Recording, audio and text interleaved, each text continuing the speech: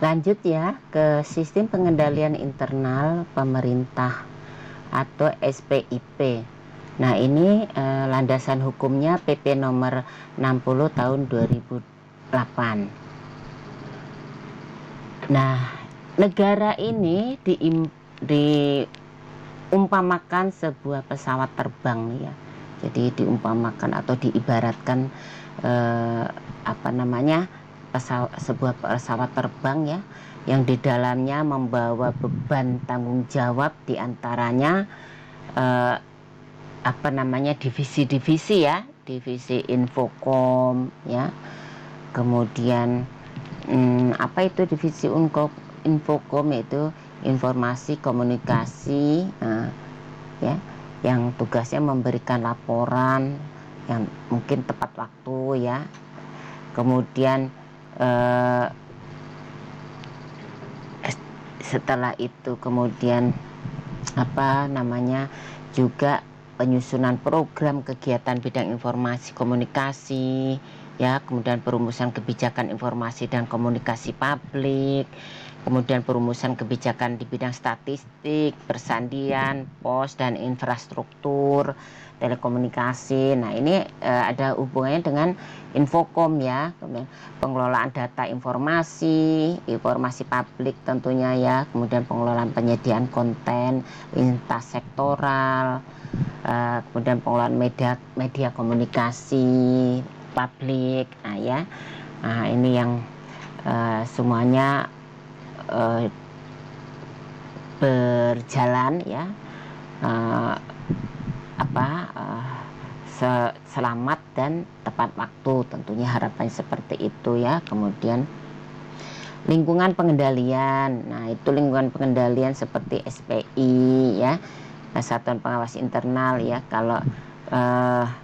Kalau cuma SPI itu Satuan Pengawas Internal instansi seperti di Poltekkes ya, itu ada tingkatannya seperti di instansi-instansi ya.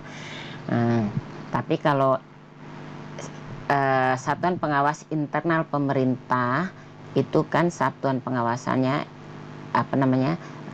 tim pengawasnya itu adalah eselon 1 ya. Tim pengawasnya itu kalau di bawah Kementerian Kesehatan itu inspektorat ya, jadi inspektorat jenderal tim pengawasnya.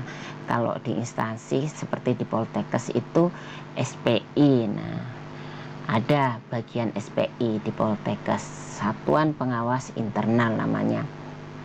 Kemudian MONEF ya, monitoring dan evaluasi terhadap pelaksanaan anggaran ya, apakah pelaksanaan anggaran sesuai dengan perencanaan ya. Kemudian penilaian risiko ya, penilaian risiko apakah pelaksanaan kegiatan punya potensi melanggar regulasi atau peraturan ya. Risikonya apakah ada potensi melakukan pelanggaran. Nah, seperti itu. Kemudian aktivitas pengendalian ya, aktivitas pengendalian dimulai dari dari perencanaan, pelaksanaan sampai hasil akhir ya, output dan outcome. Jadi hasil akhir itu tidak, outputnya mungkin sebuah data atau bukti fisik, dokumentasi dokumen ya, bentuknya dokumen. Nah, outcome-nya apakah dia dirasakan oleh masyarakat ya, yang menerima dari kegiatan itu. Nah, seperti itu ya. Jadi datanya harus bisa dipertanggungjawabkan seperti itu ya. Nah, ini semua ini ibaratkan ini isi di dalam sebuah pesawat atau negara ya, yang tujuannya ini sampai pada tujuan yang nyaman dan tepat waktu ya, sesuai dengan menyelamatkan ini semua ya. Kemudian bayangkan ya,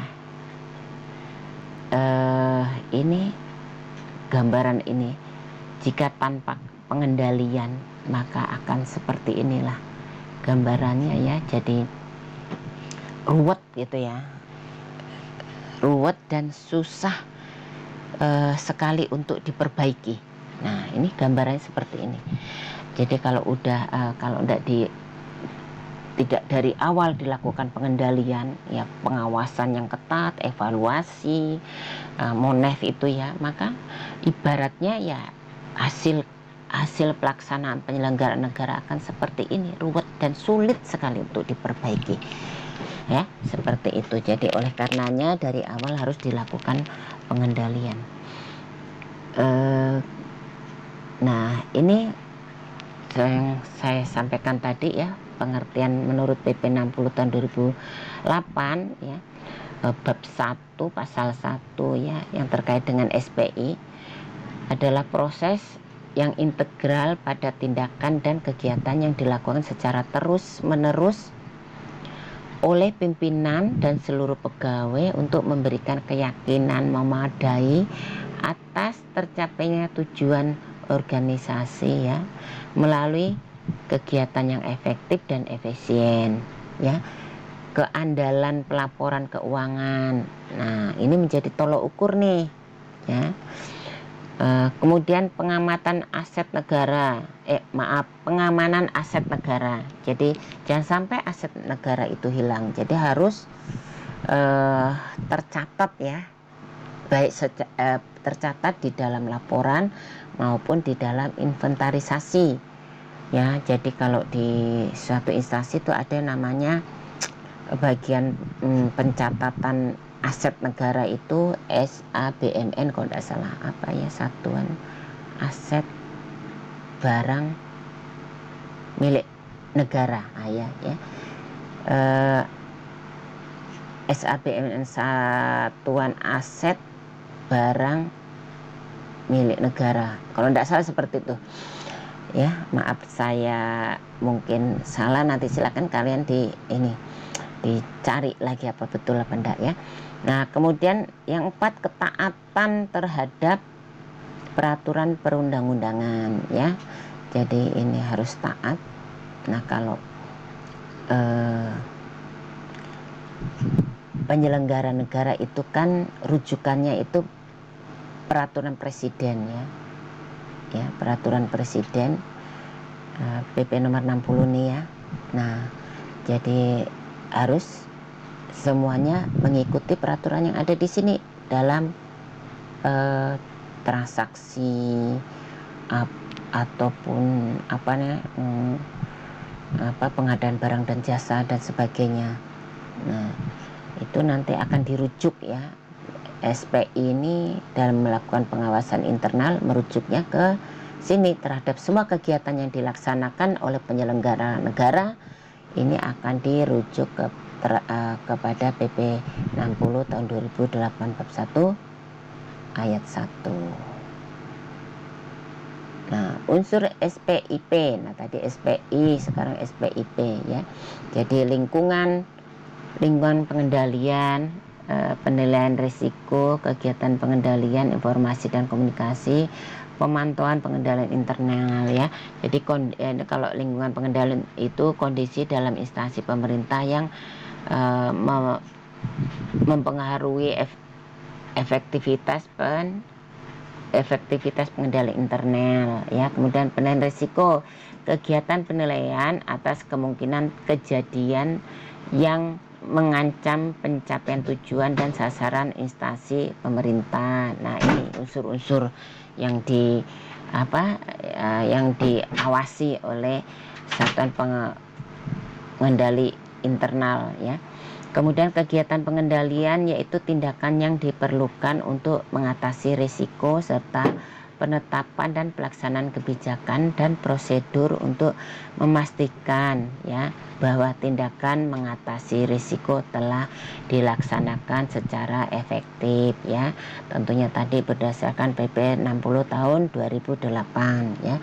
Kemudian informasi dan komunikasi yaitu proses pengolahan data yang telah diolah dapat digunakan untuk pengambilan keputusan serta tersampaikan informasi harus dicatat dan dilaporkan kepada pimpinan instansi pemerintah dan pihak lain yang ditentukan ya. Jadi ini fungsi dari unsur SPI itu ya. Kemudian pemantauan pengendalian internal, yaitu pemantauan harus dapat menilai kualitas kinerja baik secara kualitatif, kuantitatif dari waktu ke waktu ya, dan memastikan bahwa rekomendasi hasil audit dan review lainnya dapat segera ditindaklanjuti, begitu ya. Nah, ini pengembangan zona integritas ya. Pengertian zona integritas itu adalah sebuah atau predikat yang diberikan kepada kementerian, lembaga ya, dan pemerintah daerah yang pimpinan dan jajarannya mempunyai niat komitmen untuk mewujudkan WBK dan WBBM melalui upaya pencegahan korupsi ya, reformasi birokrasi dan peningkatan kualitas pelayanan publik.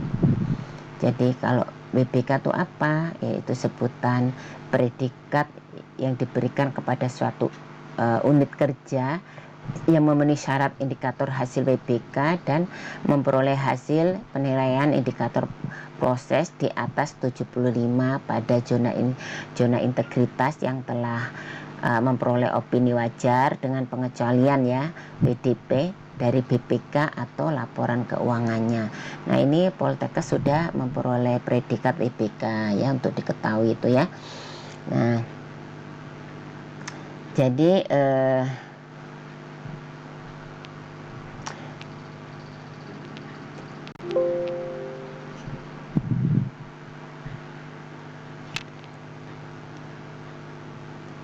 kalau praktek yang paling mudah dilihat dari penerapan zona integritas di lingkungan instansi pemerintah, yaitu misalnya ya dibentuknya Satgas Sapu Bersih Pungutan Liar ya, seperti Saber Pungli ya.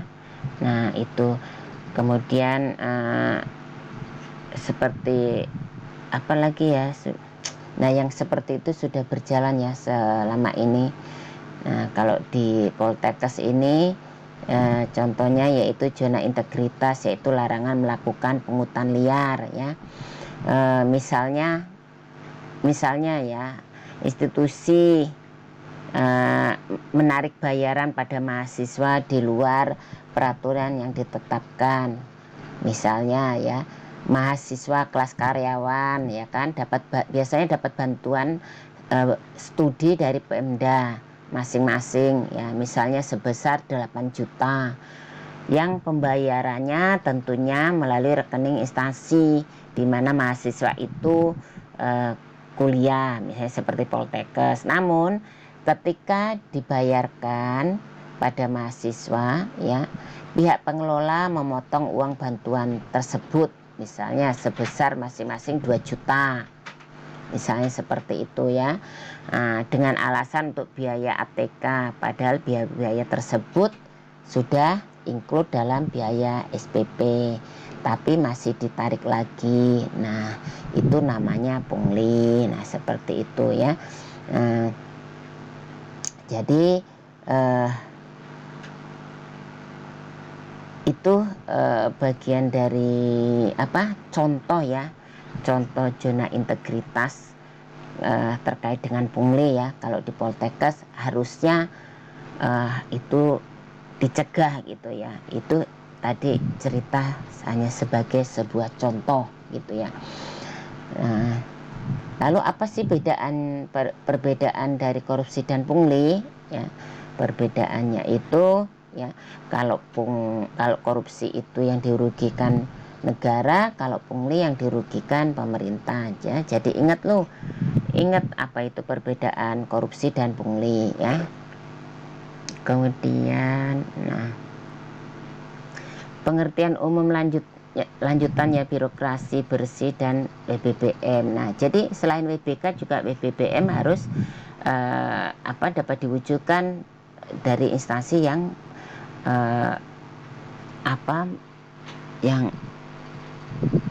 yang ingin memenuhi zona integritas ya. Tapi memang wajib ya, semua instansi harus eh,